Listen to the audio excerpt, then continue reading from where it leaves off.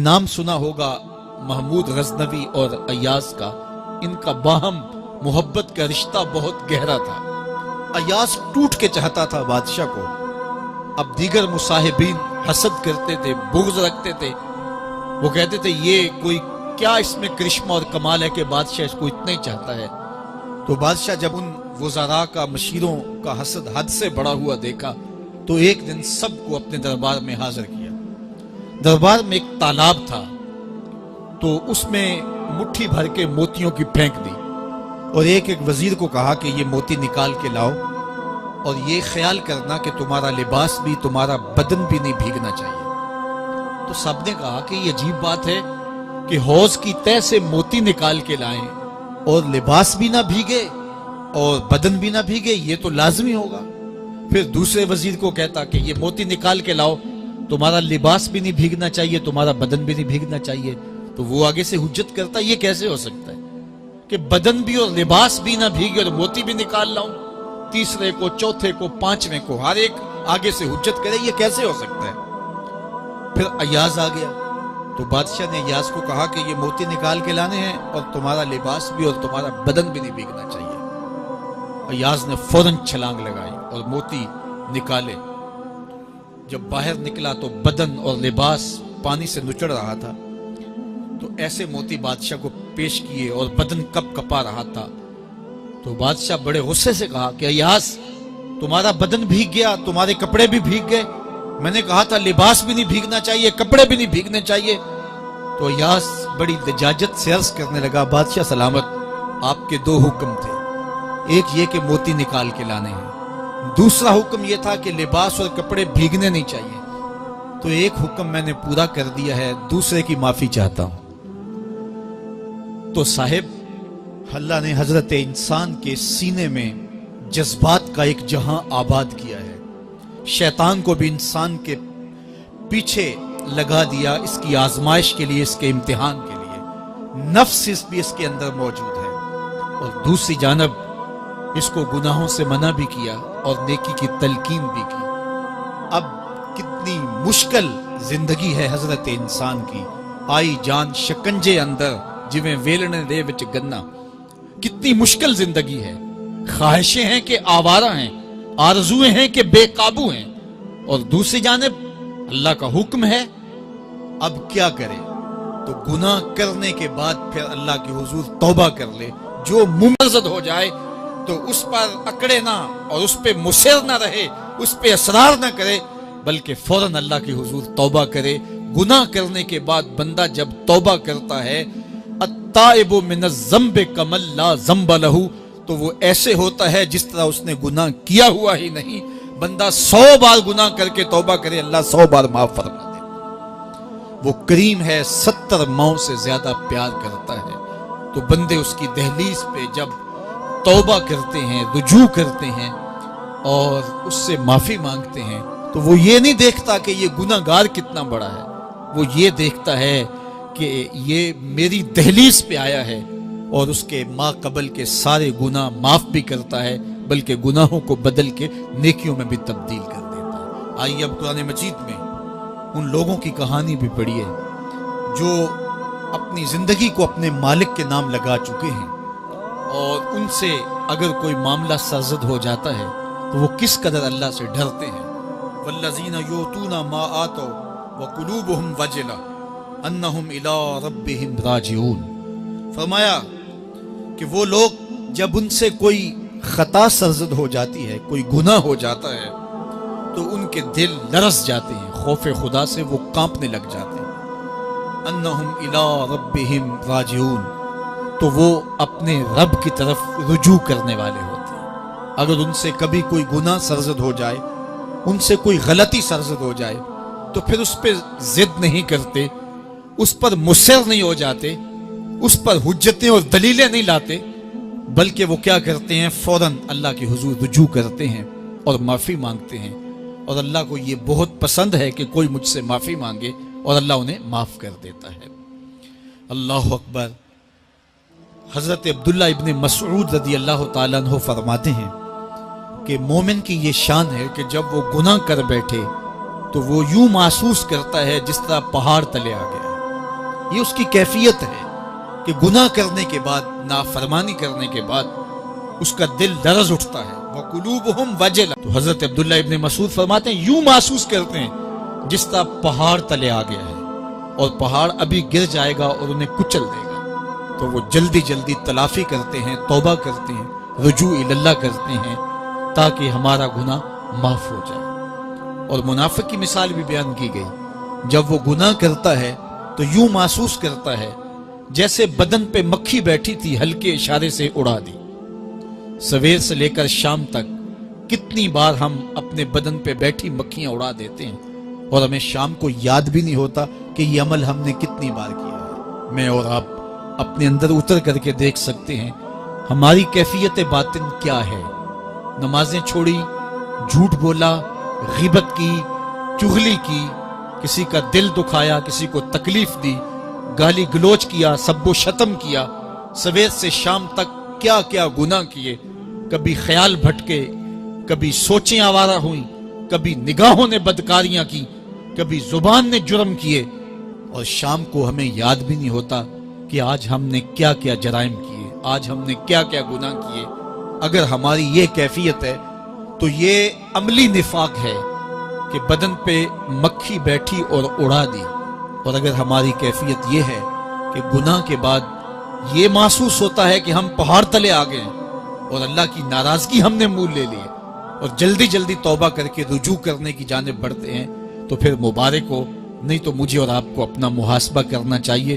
ہمارے دلوں پر زنگ چڑھ گئے ہیں اور ہماری کیفیت یہ ہو گئی ہے کہ گناہ کرنے کے بعد بھی ہم ڈٹے رہتے ہیں، جبکہ زندگی اصحاب رسول کی دیکھیے ان سے بھی کبھی کوئی خطا سرزد ہو جاتی تو وہ فوراً اس گناہ کی تلافی کے لیے حضور کی بارگاہ میں حاضر ہو جاتے۔ حضرت ابو لبابہ رضی اللہ تعالیٰ عنہ نے اپنے آپ کو مسجد نبوی ہوا تو پھر حضور کے ہاتھوں سے اپنے آپ کو انہوں نے کھلوایا۔ ایک خاتون حضور کی خدمت میں حاضر ہوئی اور عرض کی یا رسول اللہ صلی اللہ علیہ وسلم، مجھ سے بدکاری سرزد ہو گئی ہے اور میرے پیٹ میں بچہ ہے، اور میں چاہتی ہوں کہ آخرت کی سزا کی بجائے دنیا کے اوپر اس کی سزا مجھے دے دی جائے تاکہ میں پاک ہو جاؤں اور صاف ہو جاؤں، کیونکہ آخرت کی سزائیں بہت سخت ہیں۔ اللہ کے محبوب علیہ السلام نے جبریل امین سے ایک دن پوچھا تھا مجھے جہنم کے عذابوں کا ذکر سناؤ، تو عرض کی یا رسول اللہ صلی اللہ علیہ وسلم، سب سے ہلکا عذاب، اخف العذاب، ہلکا ترین عذاب یہ ہے کہ جہنمی کے پاؤں میں آگ کے جوتے رکھے جائیں گے، باقی اس کے پورے بدن پہ آگ نہیں ہوگی، صرف آگ کے جوتے اس کو پہنائے جائیں گے، لیکن اس کی حدت، گرمی اور شدت اتنی ہوگی، یغلی منہما دماغہ، اس کی شدت سے اس کا دماغ پگھل کر ناک اور کانوں کے ذریعے سے باہر آنا شروع ہو جائے گا۔ یہ سب سے ہلکے عذاب کی کیفیت ہے، اور جو عذاب سخت ہیں الیاذ باللہ۔ اللہ تعالیٰ قرآن مجید میں فرماتا ہے ثم لا يموت فیہا ولا یحیا، اس بڑے عذاب کا ذکر کیا جو جہنمیوں کو دیا جائے گا، فرمایا اس عذاب کی کیفیت یہ ہوگی بندہ نہ جیے گا نہ مرے گا۔ جیے گا اس لیے نہیں کہ آگے اور پیچھے، دائیں اور بائیں آگ ہی آگ ہوگی، تو اس آگ میں جینا کو جینا تو نہیں ہوگا، اور مرے گا اس لیے نہیں کہ موت کو موت آ چکے ہو۔ جنت میں جنتیوں کو ایک ہی ڈر اور خدشہ ہوگا کہیں موت نہ آ جائے، اور جہنمیوں کو ایک ہی امید ہوگی کہیں موت آ جائے اور جان چھوٹ جائے۔ اللہ تعالیٰ مینڈے کی شکل میں موت کو لائے گا اور موت کو ذبح کیا جائے گا۔ جنتی جنت سے اور جہنمی جہنم سے دیکھ رہے ہوں گے، جب موت کو ذبح کر دیا جائے گا اب موت نہیں ہے، تو جنتی اتنے خوش ہو جائیں گے کہ اگر موت کو موت نہ آئی ہوتی تو یہ خوشی سے مر جاتے، اور جہنمی اتنے مایوس، دکھی اور پریشان ہوں گے کہ اگر موت کو موت نہ آئی ہوتی تو یہ صدمے سے مر جاتے، تو وہ کانوں کے راستے سے باہر آ جائے۔ تو اس نے عرض کی یا رسول اللہ صلی اللہ علیہ وسلم، میرے اوپر حد جاری کر دیجئے، اور اس نے کہا کہ میرے پیٹ میں جو ہے وہ بچہ ہے۔ اللہ کے محبوب علیہ السلام نے فرمایا جاؤ جب بچہ پیدا ہو تو پھر آنا۔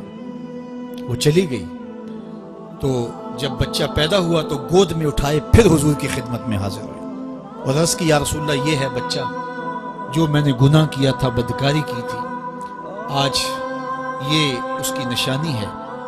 تو اللہ کے محبوب علیہ السلام نے فرمایا کہ اسے لے جاؤ اور اسے دودھ پلاؤ، اور جب یہ کچھ کھانے پینے لگ جائے گا تو پھر آنا۔ تو تھوڑی دیر کے بعد، کچھ دنوں کے بعد وہ دوبارہ حاضر ہوئی اور اس نے اس بچے کے ہاتھ میں روٹی کا ٹکڑا دیا ہوا تھا اور عرض کی یا رسول اللہ دیکھ لیجئے اب یہ روٹی کھانے لگ گیا ہے۔ اللہ اکبر۔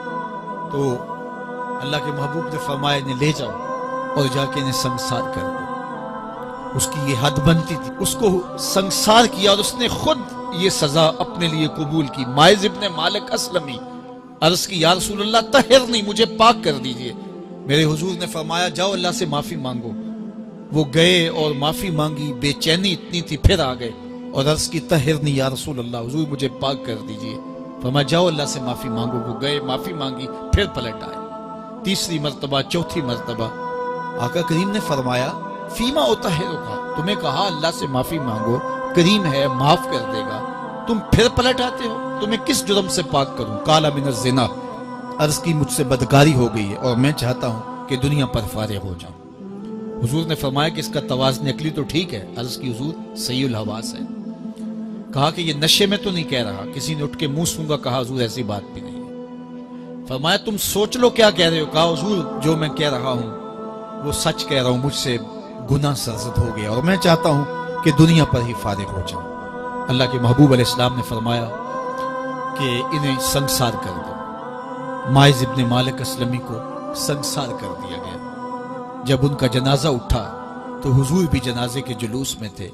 کسی کی زبان سے نکلا لو مائز نے گناہ کیا تھا، بس یہ بات سننے کی دیر تھی، اللہ کے محبوب کے چہرے پہ جلال آ گیا۔ فرمایا خبردار اگر کسی نے میرے مائز پہ بات کی، میرے مائز نے ایسی سچی توبہ کی ہے اگر روئے زمین کے تمام مسلمانوں میں بانٹ دی جائے لکفاہم، سب کی مغفرت ہو جائے، کہ انہوں نے اپنے آپ کو خود پیش کیا ہے۔ اب مائز ابن مالک کا جنازہ اللہ کے رسول نے خود پڑھایا، بلکہ مسلم کتاب الحدود میں ہے کہ ان کے جنازے کے دوسرے دن یا تیسرے دن حضور ان کے ہاں تشریف لے گئے، اور جب آقا گئے وہم جلوسن، تو لوگ وہاں بیٹھے ہوئے تھے۔ تو یقین کیجئے کہ یہ وہ لوگ تھے کہ جن سے کبھی کوئی گناہ سرزد ہو جاتا تو وہ جلد توبہ کرتے، اور اس کی بڑی سے بڑی حد اور سزا بھی ہوتی تو وہ بھی کاٹنے کے لیے تیار ہو جاتے۔ میں اور آپ دیکھیں کہ ہماری زندگی میں اگر گناہ ہیں اور ہمیں سچی توبہ کی توفیق بھی نصیب نہیں ہے تو پھر ہم سوچ لیں کہ ہم کہاں کھڑے ہیں۔ دیکھیے اللہ دلوں کے بھید جانتا ہے۔ سچی توبہ یہ ہے کہ جو کیے پر ندامت ہو اور آئندہ نہ کرنے کا عزم مصمم ہو، پکا ارادہ ہو کہ یہ گناہ زندگی میں دوبارہ نہیں کروں گا۔ الگ بات ہے کہ پھر دوبارہ اس سے سرزد ہو جائے، لیکن جب وہ توبہ کر رہا ہو تو اس وقت اس کا پختہ عزم ہو اور اس کے دل کے کسی گوشے میں نہ ہو کہ چلو میں توبہ کر لیتا ہوں اور پھر ہو گیا تو پھر کر لوں گا۔ پکا عزم ہو کہ دوبارہ یہ گناہ نہیں کروں گا۔ اور اگر زبان سے توبہ توبہ کر رہا ہو اور دل میں ہو کہ ٹھیک ہے یہ تو صبح بھی مجھ سے عمل بد سرزد ہونا ہے، تو اللہ تعالیٰ سے یہ مذاق کرنے والی بات ہے۔ اور اللہ تعالیٰ سے جو مذاق کرتا ہے وہ کہاں کھڑا ہے وہ خود سوچ لے۔ وہ کیا کسی نے کہا تھا کہ توبہ کی، پھر توبہ کی، پھر توبہ کر کے توڑ دی، میری اس توبہ پہ توبہ توبہ توبہ کر اٹھی۔ تو ایسی توبہ نہیں ہے کہ جو رسماً کسی مجلس میں چلے گئے، کسی اجتماع میں چلے گئے تو سب لوگوں نے توبہ توبہ کی تو وہ بھی توبہ توبہ کرتا رہا، لیکن اس کا عزم مصمم پختہ ارادہ نہیں تھا گناہوں کو چھوڑنے کا، تو یہ توبہ نہیں، یہ مذاق ہے۔ اس لیے اللہ کے حضور سچی توبہ یہ ہے کہ ما قبل کے گناہوں سے ندامت پیدا ہو جائے اور سچے دل سے ارادہ کیا جائے، پختہ عزم کیا جائے کہ دوبارہ میں یہ گناہ نہیں کروں گا۔ یہ الگ بات ہے کچھ عرصے بعد اس سے پھر سرزد ہو جائے، پھر وہ گناہ ہو جائے تو پھر وہ پکی توبہ کرے، تو 100 بار بھی گناہ کرے گا، 100 بار بھی توبہ کرے گا، اللہ 100 بار قبول کرے گا۔ لیکن اندت توبہ اس کا عزم مصمم ہونا چاہیے، اس کا عزم پختہ ہونا چاہیے۔ محض لفظوں سے توبہ توبہ پکارنا اور دل توبہ نہ کر رہا ہو اور دل عزم مصمم